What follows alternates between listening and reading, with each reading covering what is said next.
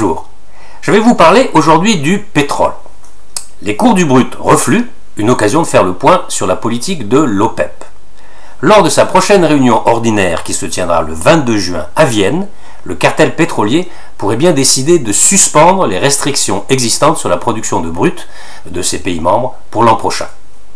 Afin de stabiliser le marché mondial, je vous rappelle que le 30 novembre 2016, l'OPEP a accepté pour la première fois depuis 2008 de plafonner sa production pour la ramener à 32,5 millions de barils par jour. Et certains pays producteurs non membres de cette organisation, comme la Russie par exemple, se sont joints à l'accord. Un accord qui a été prolongé jusqu'à fin 2018, lors de la réunion du cartel du 30 novembre 2017.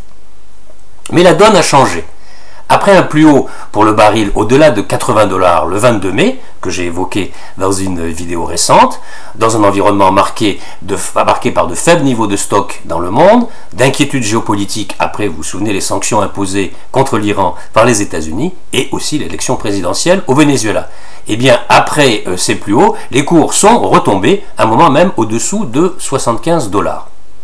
Et d'ailleurs, on a appris récemment que la production de pétrole de l'OPEP a touché en mai un creux de 13 mois en raison d'une baisse des extractions au Venezuela, on en avait parlé, des perturbations au Nigeria et d'une réduction de l'offre par les autres pays nettement supérieure aux objectifs qui leur sont assignés, selon une enquête de Reuters. La plus forte baisse en mai est à mettre à l'actif du Nigeria, dont la production a subi des perturbations, amenant notamment Royal Dutch Shell à déclarer un cas de force majeure sur les exportations du brut de Bonny Light.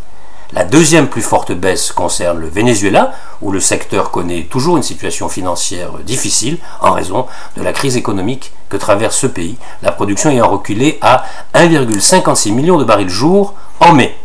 Du coup, avec un baril de Brent sous les $75 ou autour de $75, une première depuis 2014, l'OPEP et la Russie discutent à présent de l'opportunité d'accroître la production, même si les analyses sont pour le moment assez circonspectes. Une possibilité d'ailleurs qui avait déjà été envisagée par le Wall Street Journal dès le 11 mars, qui citait alors le ministre de l'énergie iranien. Le but, maintenir les prix assez élevés pour éviter que les États-Unis augmentent leur production de pétrole de schiste bitumineux en profitant d'un prix couvrant les coûts de production. J'ai aussi souvent évoqué ça dans les vidéos sur le pétrole.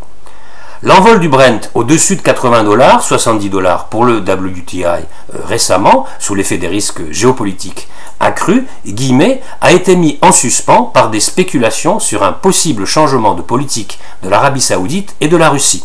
La question d'une augmentation de la production sera probablement discutée lors de la réunion de l'OPEP en juin, écrivait début juin Lorenzo Portelli, multi-asset stratégiste chez Amundi, dans une étude spécifique sur le pétrole. Raison pour laquelle les experts d'Amundi confirment une cible de cours inchangée pour les 12 prochains mois dans la fourchette de $60-70 pour le baril de WTI, West Texas Intermediate, la référence américaine.